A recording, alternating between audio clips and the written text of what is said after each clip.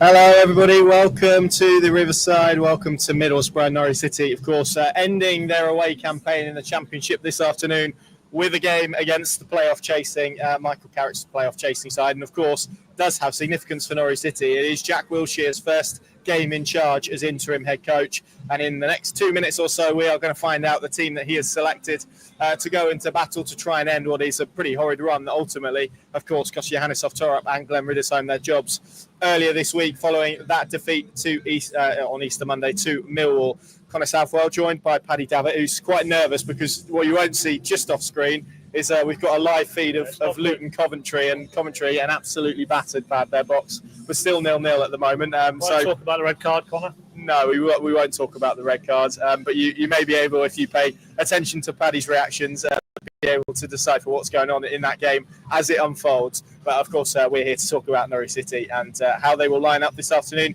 against Jack Wilshere. And I guess, Paddy, as with every new coach, be it interim, be it permanent, it's always the unknown, isn't it? That is the bit that, we have to wait and find out. I mean, what's your inkling? We've got a minute to go, and I may well interject in a moment anyway, but what's your feeling about the way he'll go team-wise today?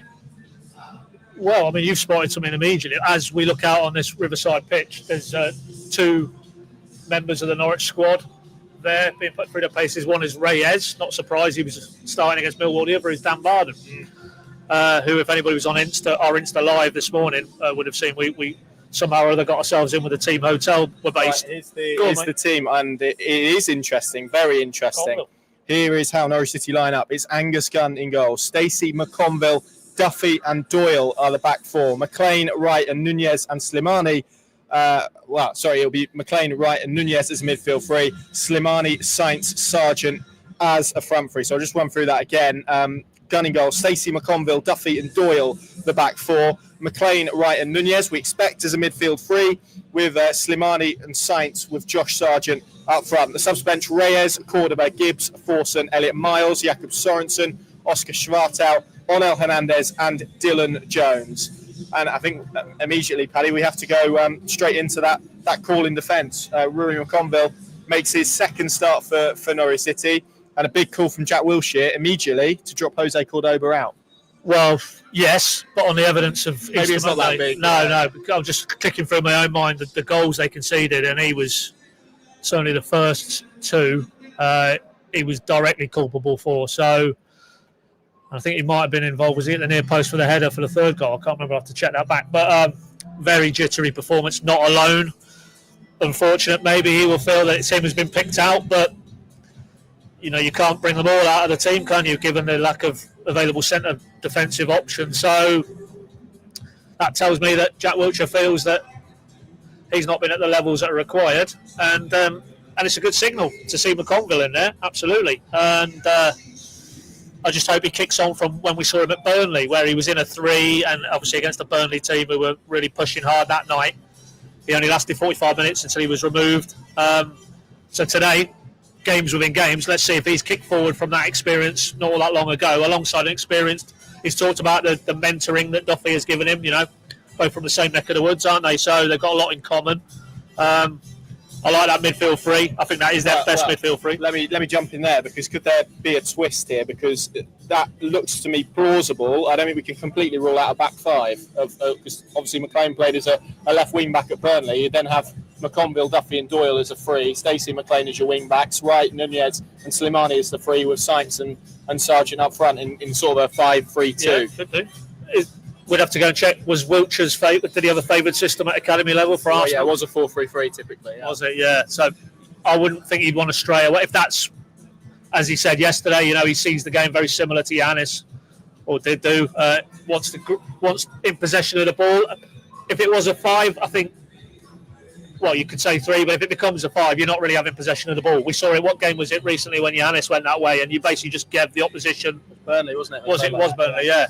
So that, to me, wouldn't seem, in the terms of how he referenced it yesterday, what he wants to see, how he sees the game that he wants played, that would naturally fit. Could be wrong, but I think given a Middlesbrough team who are going to have to be on the front foot and be aggressive, going into it as a 3/5 just almost concedes the initiative completely in terms of the possession element. So personally, I hope it is a 3, and I hope it is that 3. McLean, Wright, Nunez Nunes, go on, mate. Red card at Luton. Sorry, I was just pointing that out to you. For Luton, yeah. Excellent. That's cheered you right up, cheered hasn't me it? right up. That has, yeah. So, yeah, okay. Go on then. And that obviously has an impact in terms of Middlesbrough here, what Coventry do or don't do. So, Nunes, we all probably feel now that he is of a mind that maybe his future lies elsewhere into the summer and beyond. Things have to fall into place for that to happen. But what I'd like to think is we see the Nunes of Stoke at home recently, where he just ran the show that day. Not the version we saw against Plymouth, not the version we saw. Where else did he get hooked recently? Was it Portsmouth? Yeah, it might have been, yeah. Where he was just so far off it, and those questions inevitably about, well, is his head right? Is he down tools? Get thrown in, because you know what he can produce at his best. That's so far removed from that. Let's see vintage Nunes today. McLean, I'm pretty sure he would have a point to prove, after this week, in terms of the senior players and the lead that they should be giving. And Wright has been the standout player in this downturn, hasn't he? So that's a 3 I like. Yeah, and Slimani needs, I think, to prove a few things as well for me over the back end of the season. But Sainz and Sargent were always going to play, so not huge amounts of change there, and nor would I expected that. And you look at the bench, and there's a very young flavour to a lot of that bench. Yeah, and just to pick up, obviously no George Long, and we will put that to Jack Wilshere post-game, but also no Emi Marcondes in the matchday squad as well, which is a little bit of a surprise. You can only assume that's fitness related at this stage, but of course we will we'll put that to Norwich City's interim boss, and we will get a reply to that. But yeah, the more I look at that, the more I feel that's going to be a back three with wing backs. But yeah, like you say, not beyond the rails. We'll have to see how it plays out. But you can understand in the context of what he was saying at his press conference yesterday about results and about the importance, I guess, of breaking this cycle that Norwich are in. 6 defeats in 10, trying to avoid a fourth straight defeat here this afternoon. You could understand why, maybe particularly with the defensive aspects, why he would be inclined to go that way if that is the way that he's gone. Yeah, I can see that. And obviously then in a 3, you wouldn't say it worked out that way against Burnley, but if you're putting McConville into that environment, there's a bit more protection around him, with Doyle and with Duffy in and around him. So you can see it, but it does jar with a coach who wants to control the ball and be in charge of possession. I don't necessarily see that if you set up in a 3/5. So against a very highly motivated Middlesbrough today, it feels to me giving them the initiative. But would I be surprised? No, because as you rightly say, those results, they almost deserve a line in the sand, and Johannes wasn't able to find that. So is the objective here to get back on the coach and they've got a result of some flavour, and then maybe we see a bit more of what a Wiltshire Norwich might look like against Cardiff at home. That might be over the piece for these two games, the way he's looking at it.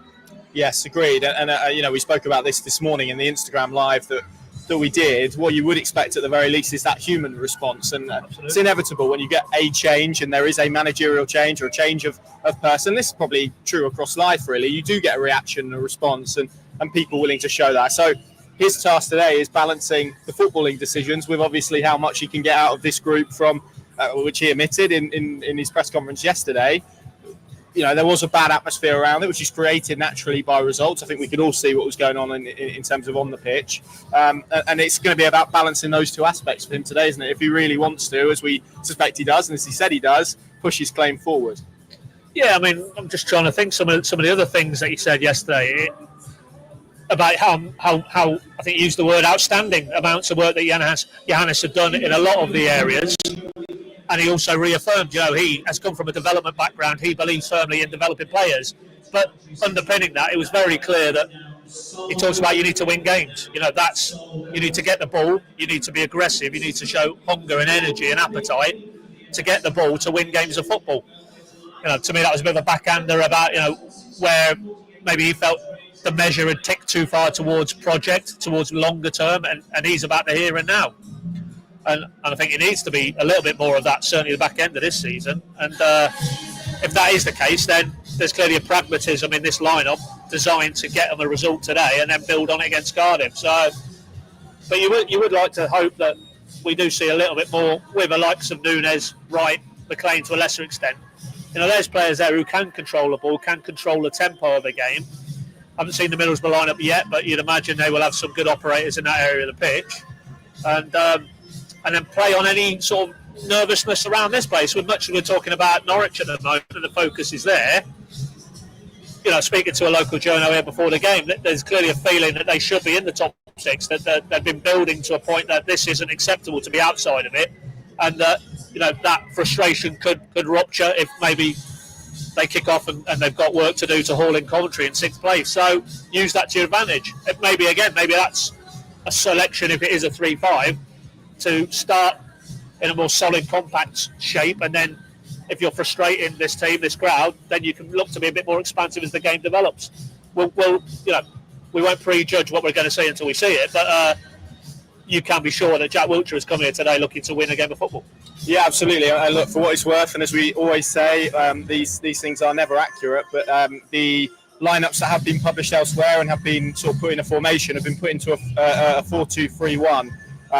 Variation of a 4-3-3, I guess, but they're showing it as a clear back four with a 2, a 3, and a 1. So that's interesting contest to wrap around it. But again, we'll see exactly how it plays out and pans out as well.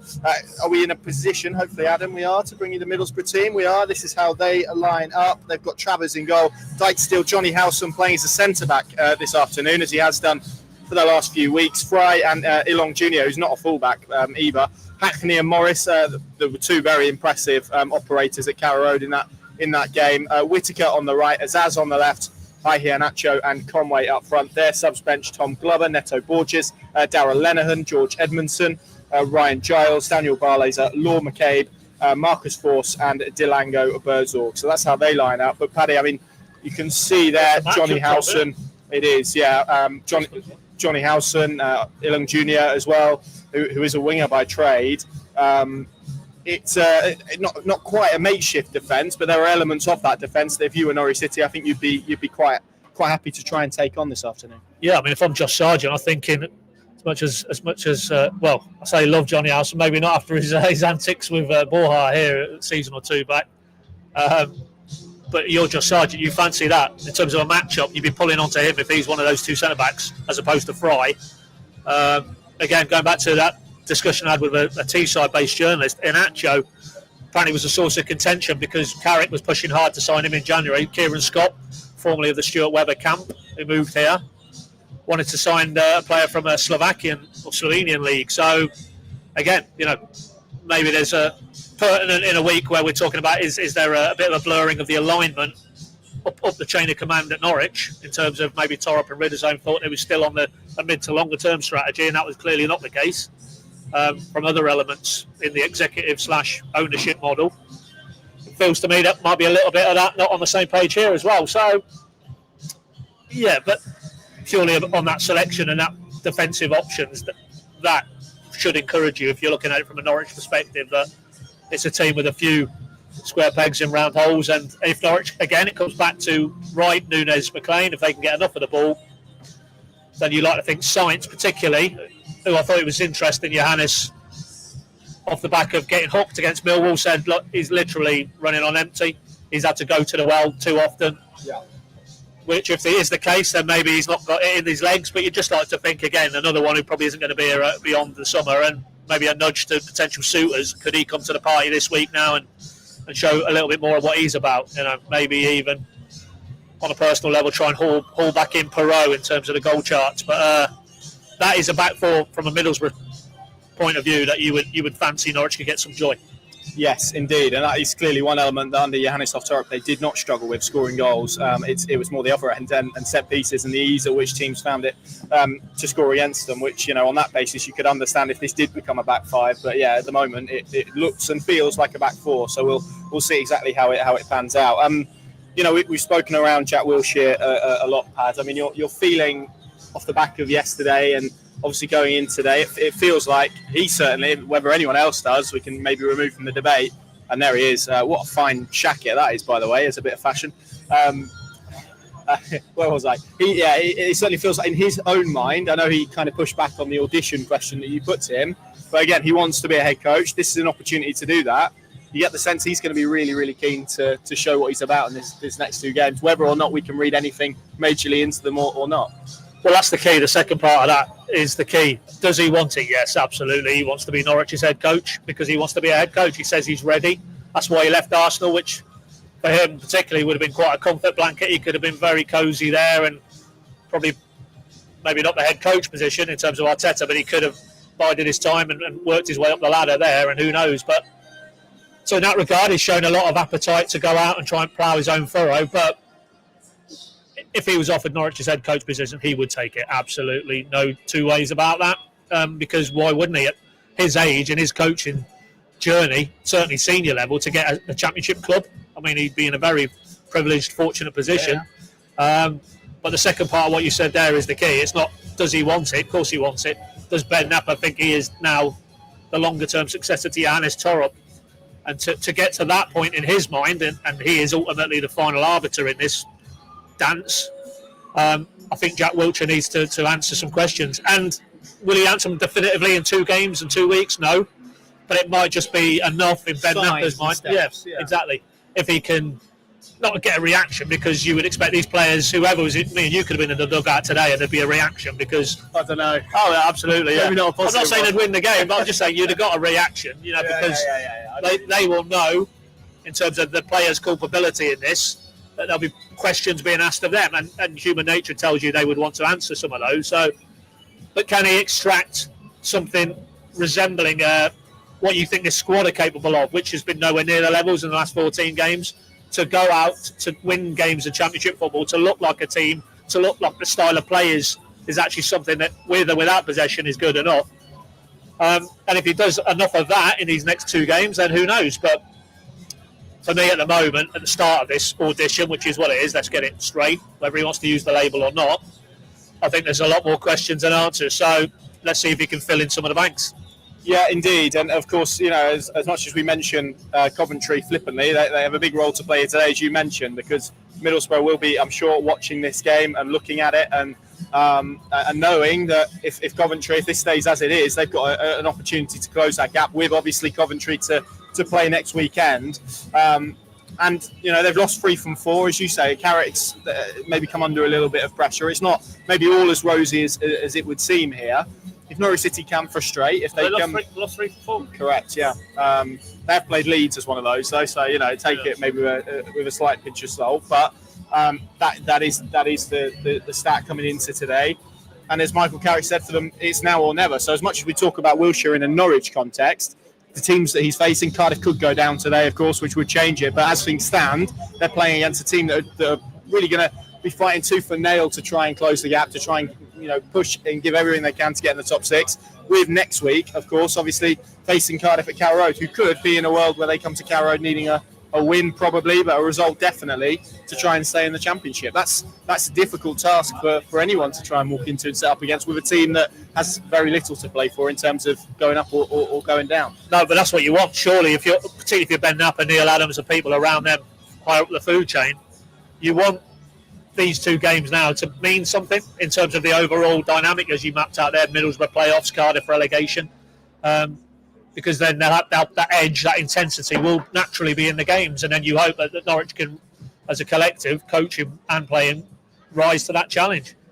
What you don't really want is today won't be, but certainly the final weekend, it'll just turn into the Aaron Ramsey versus Jack Wilshere show, and really that's not what's going to help, certainly not conducive to what Ben Napper now faces in these next weeks and month or so, which is to make the right call, big call, in terms of him and his status within that football club. Of that, I have no doubt. For me, the more that's on these remaining 2 games, the better, because we'll learn a lot more in those environments than Cardiff are already in League One. What sort of edges are going to be to that game? It's not. It's going to be the circus around it. The 2 Arsenal boys in the dugouts. It'll be, without breaking any confidences, farewell Gunny, farewell O'Neill, farewell Longy. It doesn't need to be that. It needs to be something more tangible on these games, because it matters. It matters now for Norwich and the next stage of this thing under the Atanasio flag. Indeed. With that, obviously, of course, it's a newish era, because we're not quite sure that it's going to be definitively the start of something. It's the start of something new. It's Jack Wilshere. It's 2 games. It's at least something to talk about in the last 2 games. How's it going to go from a Norwich City perspective today? What are you feeling? Oh, I said 2-1 home win earlier, just because of that, mainly that context about Boro absolutely require. I haven't got them with me. I thought, had I got them, if I so, I'd have been putting them on now, but left them at home. So I'm wounded about that. But I'll wear them next week. But yeah, I'm still going to stick with. I think Boro will edge it. But what you would hope within that, if it is another defeat, it's a defeat. But let's see something from this group that isn't. Capitulation is too strong, but basically folding far too easily. Yeah. We need far more than that. I'm looking over there now. We don't know definitively how many away fans are here, but anybody who's got on a coach, got on a train, got in a car to come here to follow this team on the evidence of the last 14 games, you can only say kudos. Look at the last four. What is it?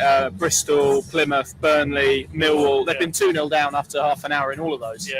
Maybe sooner in some of those games. They haven't been given anything on the road this season, really. 4 wins, not one away since February. They deserve at least a performance at the very best. Absolutely. Well, let's paraphrase what Wiltshire said. They deserve hunger, they deserve energy, they deserve an intensity that shows we actually want to represent that shirt in the right way and try and win games of football. And to be, as Johannes was, questioning the desire and the motivation is frankly, it's a sad indictment of that group of players. And, no wonder, that questions are being asked of those players. So, okay, there's your shop window, there's your office floor. Go and show us you do have the desire and the heart and the application. Agreed. I'm going to go for a 2-1. Did you say 2-1 defeat as well? Yeah, sorry, I'm captivated by the Coventry game at the moment. It's all kicking off. But I'm going to agree with you. I could see a 2-1 defeat here today. But you just hope in terms of performance, application, all of those elements, we see a significantly improved display. And of course, that will be key for Jack Wilshere here this afternoon as he tries to begin to stake his claim to take the job on a permanent basis. We'll of course have all of the analysis, all of the reaction. Go on. Well, we're working on to that one, can't we? Callum Fisher, knee injury, first half against Portsmouth, Good Friday. Giannis didn't think he needed surgery, but certainly won't be seeing him the rest of the season. Yeah, and obviously no anti-Sinats. Jack confirmed yesterday that he's still struggling with that ankle issue, isn't it, for him? And Matej Jurasek, of course, not in the squad for reasons that you all know. So there we go. That sums it up, I think, here this afternoon. You can see the Norwich team running across the bottom of your screen.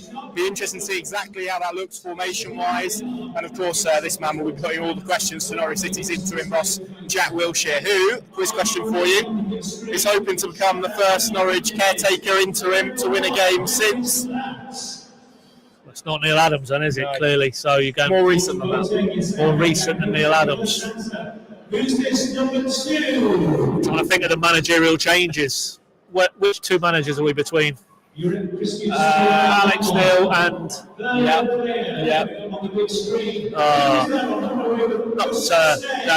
Dan's got it. Alan Irvine, he was the next one. Of course, he got a bigger period, to be fair, to do it. Alan Russell, who was the last one, didn't win a game. So Jack Wilshere trying to do that this afternoon. From the Riverside, thank you very much for watching across all of our channels, Facebook, YouTube and X. We'll have plenty more at pinkin.com. You can find out there about subscriptions and all that good stuff. And let's hope Norwich City close the curtains on their away campaign with at least something. Not quite sure what that is, but at least something. Thanks for watching. See you soon.